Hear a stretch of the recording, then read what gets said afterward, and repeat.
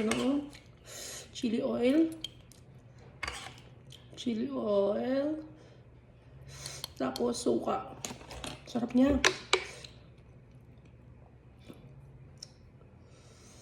Oh, shit. Mag-crave ka na rin pa. Mag-crave ka na. Yan.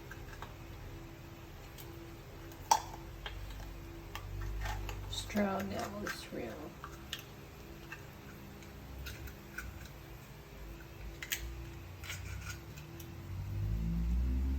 Sugat kasi ito. Ah.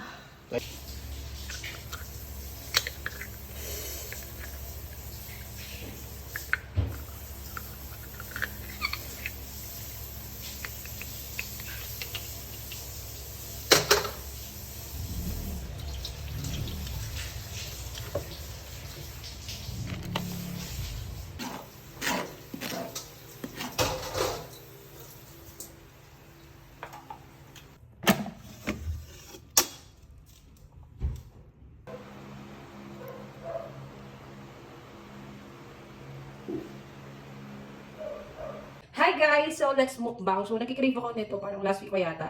And then pumunta kami ng Kainta kasi may nakita ako nagigilid ng oyster tsaka scallops. Eh nung pumunta kami ng Monday, walang available. And actually wala talaga sila at that time. So nakiusap ako kay Mami na dumaan sa palengke.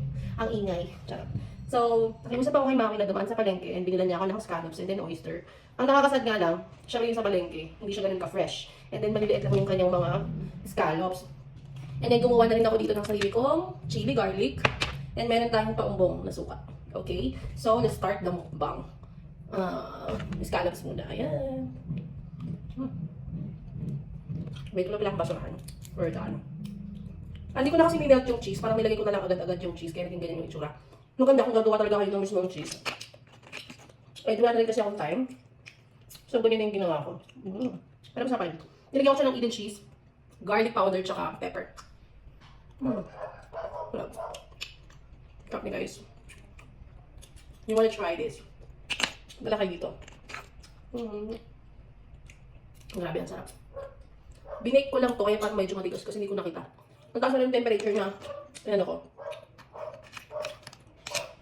Nag-tweet talaga ako dito. Masarap talaga pag ito minalt mo yung cheese. Ito kasi hindi nakamelt yung cheese niya. So, medyo matigas tuloy. Hindi na kaso sa labas. Nakakainis. Natingin ko, unahin ko muna tong cheese kasi mamaya mag-iiba na yung lasa dahil yung suka to. So, ayan. Ubusin ko muna to. Scallops. Ano ba masarap na dito sa scallops? Aside sa bake. Would you know? Yung may recommend ba kayo? Bakit masarap siya kainin pa ganun? Kasi nga lang, kailangan careful. Dahil baka masugatan ng iyong mga bibig. Mukbang. Nagkikinig ka ng ganito sa madaling araw talaga. Lalo sa pag nakikita ako ng pumukbang ng oyster. Napakasarap talaga. Ayun yung ginawa ko pala sa oyster. Nilaga ko. Kasi nga, like what I mentioned ko. Alago. Hindi siya fresh. So, kailangan lagayan kasi may mga uod na yun sa kalengke. Hindi mo lang nakikita. Pero ako, kasi na to sense, mas gusto ko yung raw. Mas mapipili ko siyang kainin kapag raw yung oyster. Struggle ako dito sa scallops kasi nakadikit siya dun sa shell. Hindi ko kasi siya na-melt yung cheese, so ganyan yung kanyang itsura. Pero, kaya na yan. Good akong person. At least mga masatisfied mo lang ako sa cravings ko. Kain muna ako sa isa. Malis ko lang sa mga ubos.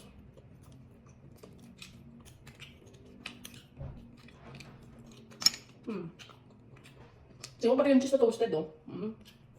Yung itsura niya.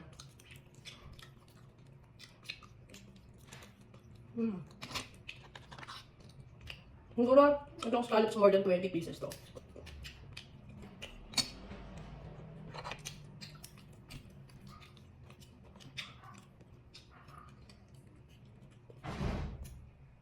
Actually, struggle ako dito sa oyster kasi.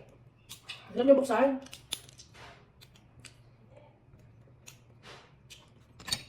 Alam niyo buksan. Pero, kailangan ko kumain. So, kailangan ko nung tsagain.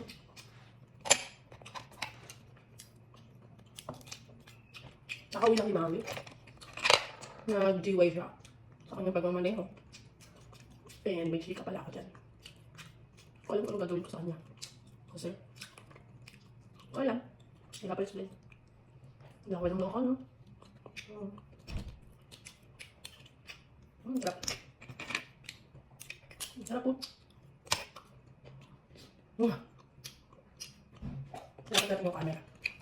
Para makita niyo mas malapit. Ayan.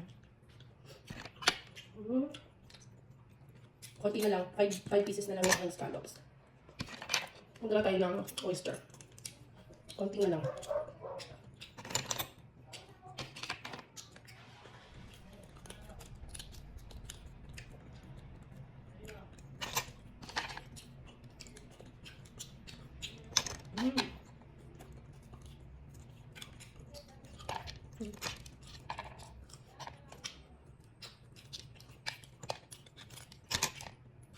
Last bite ng scallops.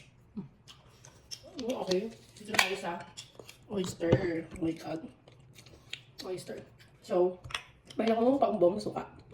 And the chili garlic. Init-init pa siya. Magagawa lang talaga sila. So, nalagay na ako dito. Let's start. Yan na yung oyster. Oh. Hindi siya nakakaganang tingnan. Parang ang lungkot. Parang lungkot. Yun ng chili oil. Siya tangang. Sabihin natin ng suka. Maanghang din yung suka. Ito na. Ito na to. Wow. Sarap. Sarap. Parang kumakain ng kinilaw. Ang sarap. Next. Lagyan natin ako. Chili oil. Chili oil. Tapos suka. Sarap niya. Oh, shit. Mag-crave ka na rin pa. Mag-crave ka na. Yan.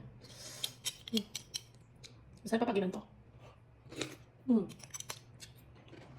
Harap. Sarap niya. Pag ginagawa mo yung chili garlic na ginawa ko, tsaka masuka. Ang sarap. Ang hang. Labas na naman ang tumbong ko. Lagyan natin ang suka. Ah, shit. Sarap. Sumasakit, sarap sa akin to kasi ang hirap niya. Buksan. Struggle talaga to.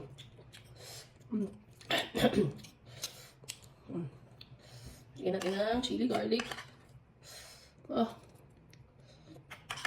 Chili garlic, more chili garlic, and then the suka. Sarap. Sarap, men. Kilig. Sarap. Mampa tayo dito. Siguro mga more than 10 pieces tong oyster. O yan. Chili garlic. Hindi na oil. Oil. Oh my God, natapon yung suka. Ay, sayang. Dami kong hugasin ito. Ayaw niya.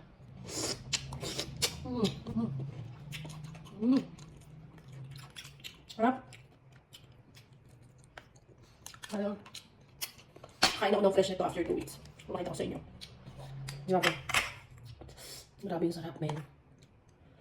Mas masarap pa sa jowa niya. Grabe. Tapos lalagyan ng suka, oh. Mag-crave ko naman ito. Yan, oh.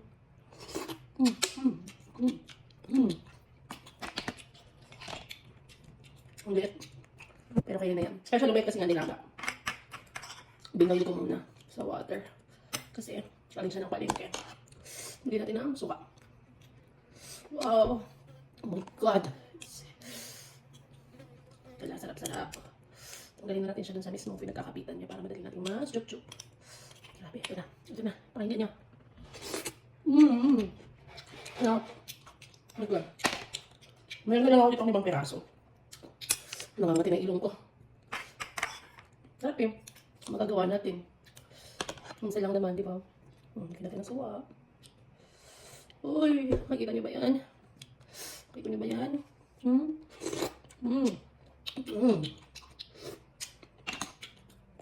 Sarap. Ako na nakaubos ng lahat ng yun. Hindi naman mahilig si Maui dito. Pero nakakain na siya dito. Hindi lang siya ganun talaga kahilig. Yung oyster ko lang gusto niya. Charot. Gamit kong kayanta tapos na namatay yung phone. Full storage na. Yan ang mayroon sa iPhone. Oh my God, dinala ng suka. Eh, ako sarap. Grabe. Last three. Feeling ko pagkasama-samahin ko na siya. Ang dalawa na lang. Ito hindi. May garlic. The suka. Last. Last na lang. Tapos na tayo. Nalaglag. Chili oil. And the suka. Oh my God. Thank you lang for this cravings. Oh my God. Support niya ako lagi sa cravings ko. Okay. Okay. 1, 2, 3. Grabe. Panalo. Panalo. Masuka agad.